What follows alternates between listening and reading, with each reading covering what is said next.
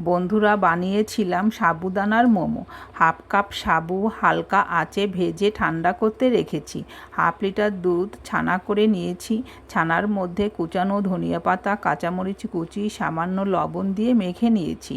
সাবুদানা ঠান্ডা হলে মিক্সিতে গুঁড়া করে নিয়েছি।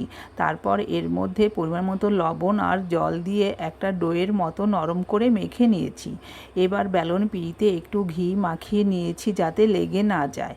রুটির আকারে বেলে একটা কৌটার মুটকি দিয়ে গোল শেপ করে কেটে নিয়েছি। তারপর যে ছানার পুরটা করে রেখেছিলাম প্রতিটার মধ্যে অল্প অল্প করে দিয়েছি। দুপাশ ধরে মুখটা আটকিয়ে দিয়েছি। এভাবে সবগুলো করে নিয়েছি বন্ধুরা। তারপর ছোট একটা হাঁড়িতে জল বসিয়ে দিয়েছি। জলটা ফুটলে একটা ছাঁকনির মধ্যে মোমোগুলো দিয়ে ঢেকে দিয়েছি। 5 মিনিট পর ঢাকনিটা উঠিয়েছি। দেখো মোমোগুলো কত সুন্দর সিদ্ধ হয়েছে। এবার একটা চাটনি বানিয়ে নিলাম।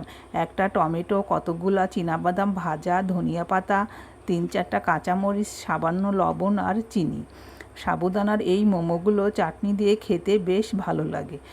ভেতরে ছানার পুরটা বোঝা যাচ্ছে বন্ধুরা কতটা সুন্দর হয়েছে।